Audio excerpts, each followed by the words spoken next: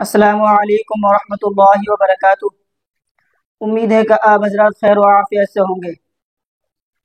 تو حضرات گرامی، ایک سوال بہت پوچھا جا رہا ہے کہ زنا سے ہم کیسے توبہ کریں، اس کے بارے میں ہمیں کچھ بتائیے۔ تو حضرات گرامی دیکھیے، زنا کرنا بہت خطرناک چیز ہے، بلکہ زنا ایک حرام ہے۔ اس سے پہلے ویڈیو میں نے آپ کو زنا کے متعلق بہت باتیں بتائی تھی کہ اس میں کیا کیا عذاب ہے، کتنے سخت عذاب دیے جائیں گے۔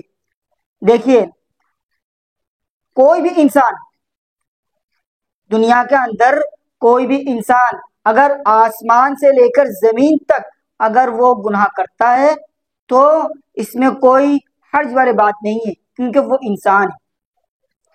انسان سے بلا شبہ خطائیاں ہوتی ہیں، وہ گناہ کر بیٹھتے ہیں، لیکن اللہ سبحانہ تعالی ایک واحد ہے، ایک کریم ہے، ایک رحمان ہے، جو اگر آپ پورے سمندر کے برابر زمین و آسمان سے لے کر پورا اگر آپ گناہ میں ڈوبے ہوئے ہوں گے تو اللہ سبحانہ تعالی اس گناہ کو معاف کرنے پر بھی قادر ہے۔ اتنا تو بات آپ سمجھ لیجیے۔ اب آپ یہ چاہتے ہیں کہ میں اس سے توبہ کروں، اب کیسے ہماری توبہ قبول ہوگی؟ دیکھیے، اس زنا کرنے کے بارے میں جو ہے، جب بھی آپ توبہ کریں گے دو چیزیں آپ کے سامنے آئیں گی، ان دو چیزوں کو آپ سمجھ لیجئے گا۔ انشاءاللہ امید ہے کہ آپ سکسیسفل ہوں گے، اور انشاءاللہ اللہ سبحانہ وتعالی سے اگر آپ توبہ کریں گے اپنے بالکل دل سے، اللہ سبحانہ وتعالی آپ کو گناہوں سے معاف فرما دیں گے۔ دیکھیے، وہ دو چیزیں کیا ہے؟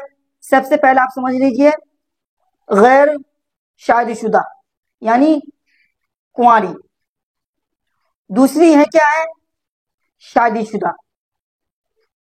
یہ لڑکی کی طرف سے میں آپ کو بتا رہا ہوں۔ میں لڑکا جو ہے وہ تو ہے، لیکن لڑکی جو ہے پہلا کیا ہے؟ غیر شادی شدہ یعنی کنواری، دوسری جو ہے شادی شدہ۔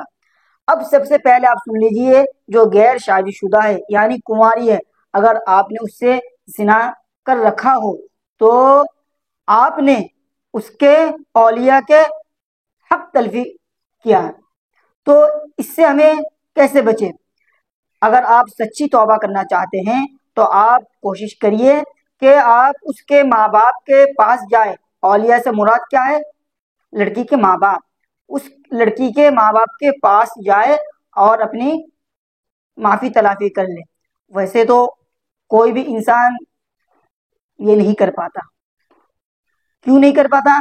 اگر ایک تو خود آپ نے زنا کیا اور پھر آپ اس کے ماں باپ کے پاس جا کے معافی مانگ رہے تو اور وہ فتنہ ہو جائے گا اور جھگڑا فساد اور زیادہ ہو جائے گا۔ تو اس سے تو اولیاء کے پاس جانے سے نہیں رہا۔ تو آپ ایک کام کریں، آپ اپنے سچے من سے، سچے دل سے گڑ گڑا کر اللہ سبحانہ تعالیٰ کے سامنے توبہ کریں۔